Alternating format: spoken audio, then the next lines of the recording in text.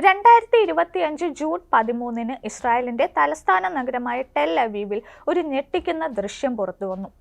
ഇറാന്റെ മിസൈൽ ആക്രമണം ഇസ്രായേലിന്റെ അത്യാധുനിക വ്യോമ പ്രതിരോധ സംവിധാനമായ അയൺ ഡോം ഭേദിച്ച് ഒരു കെട്ടിടത്തിൽ പതിച്ചതിന്റെ ചിത്രങ്ങൾ ലോകത്തെ ഞെട്ടിച്ചു. ഇറാൻ റവല്യൂഷണറി ഗാർഡൻസ് ഈ ആക്രമണത്തെ വിജയകരമായ ഒന്നായി വിശേഷിപ്പിച്ചു.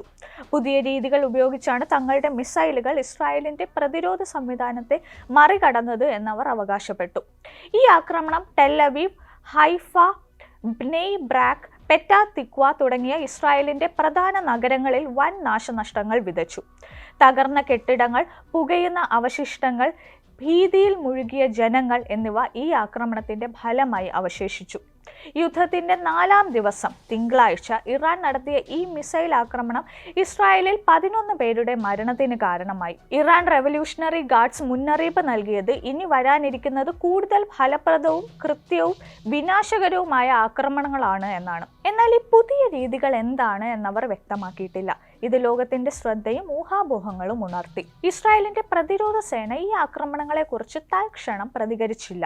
എന്നാൽ അവരുടെ അയൺ ഡോം 100% ഫലപ്രദമല്ലെന്നും വരാനിരിക്കുന്ന ദിനങ്ങൾ കഠിനമായിരിക്കുമെന്നും ഇസ്രായേൽ ഉദ്യോഗസ്ഥർ നേരത്തെ സൂചിപ്പിച്ചിരുന്നതായി റോയിട്ടേഴ്സ് റിപ്പോർട്ട് ചെയ്തു. അയൺ ഡോം ലോകത്തിലെ ഏറ്റവും മികച്ച വ്യോമ പ്രതിരോധ സംവിധാനങ്ങളിൽ ഒന്നായി കണക്കാക്കപ്പെടുന്നു. എന്നാൽ ഇറാന്റെ ഈ ആക്രമണം അതിന്റെ പരിമിതികളെ വെളിവാക്കി. ഇറാൻ അവകാശപ്പെടുന്നതനുസരിച്ച് അവർ ഉപയോഗിച്ച പുതിയ രീതികൾ ഇസ്രായേലിന്റെ ബഹുതല പ്രതിരോധ സംവിധാനങ്ങളെ പരസ്പരം ലക്ഷ്യമിടാൻ പ്രേരിപ്പിക്കുന്ന തന്ത്രമാണ്. ഇതിലൂടെ ഇറാന്റെ മിസൈലുകൾക്ക് നിരവധി ലക്ഷ്യങ്ങൾ വിജയകരമായി തകർക്കാൻ കഴിഞ്ഞുവെന്നാണ് ടെഹ്റാൻ പറയുന്നത്. ഇത്തരം ആക്രമണങ്ങൾക്ക് പിന്നിൽ ഇറാന്റെ ബാലിസ്റ്റിക് മിസൈലുകളും ഡ്രോൺ സാങ്കേതിക വിദ്യയും അവയുടെ കൃത്യതയും ഒരു പ്രധാന പങ്ക് വഹിച്ചിരിക്കാം.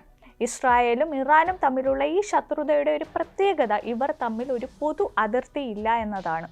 ഇന്ത്യയും പാകിസ്ഥാനും അല്ലെങ്കിൽ ദക്ഷിണ കൊറിയയും ഉത്തര കൊറിയയും പോലെ അയൽ രാജ്യങ്ങളല്ല ഇവർ.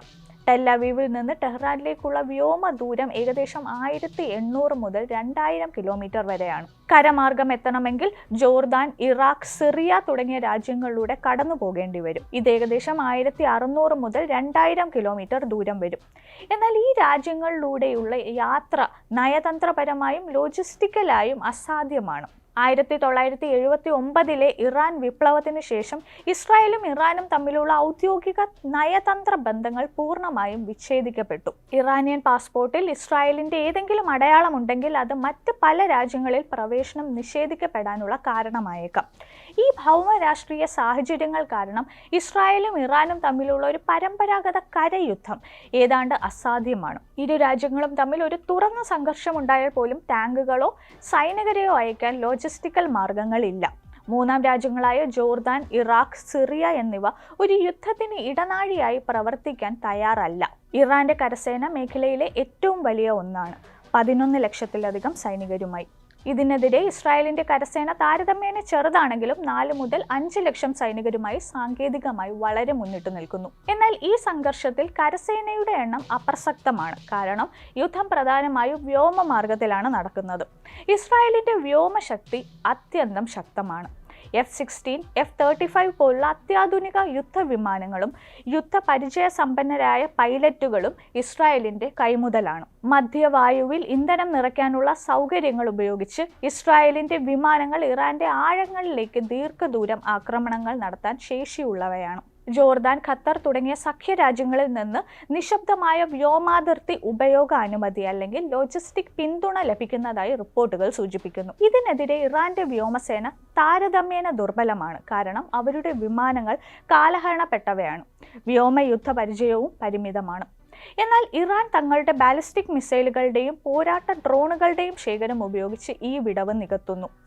ഈ മിസൈലുകൾ പ്രത്യേകിച്ച് ഒരുമിച്ച് വിക്ഷേപിക്കുമ്പോൾ ഇസ്രായേലിന്റെ നഗരങ്ങൾ, അടിസ്ഥാന സൗകര്യങ്ങൾ, സൈനിക ലക്ഷ്യങ്ങൾ എന്നിവയ്ക്ക് ഗുരുതരമായ ഭീഷണിയാണ്. ഇസ്രായേലിന്റെ മൊസാദ് രഹസ്യ അന്വേഷണ ഏജൻസി ഇറാന്റെ അകത്ത് പ്രാദേശിക ഡ്രോൺ താവളങ്ങളിലൂടെ ആക്രമണങ്ങൾ ആസൂത്രണം ചെയ്തതായി വിശ്വസിക്കപ്പെടുന്നു. ഈ ഡ്രോൺ ആക്രമണങ്ങൾ ഇറാന്റെ മിസൈൽ ലോഞ്ചറുകളും പ്രതിരോധ സംവിധാനങ്ങളും ഉള്ളിൽ നിന്ന് തകർക്കാൻ ലക്ഷ്യമിടുന്നു.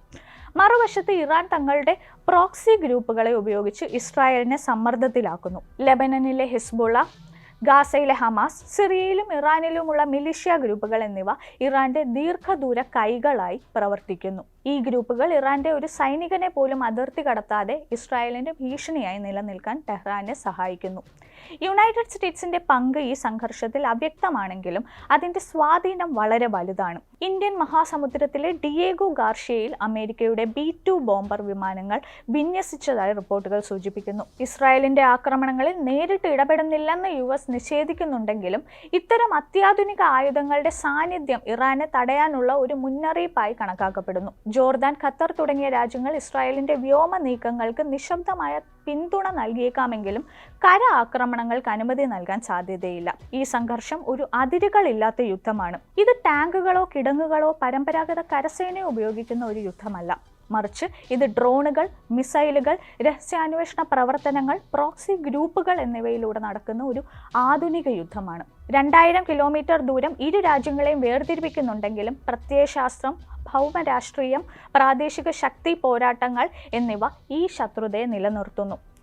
ഇത് സാധാരണ യുദ്ധത്തെക്കാൾ വിനാശകരമല്ലെന്ന് തോന്നാമെങ്കിലും അതിൻ്റെ അപകട സാധ്യത ഒട്ടും കുറവല്ല. ഇസ്രായേലിൻ്റെ അയൺ ഡോം ഭേദിക്കപ്പെട്ടത് ഇറാന്റെ മിസൈൽ ശേഷിയും ഈ സംഘർഷത്തിൻ്റെ തീവ്രതയും വെളിവാക്കുന്നു.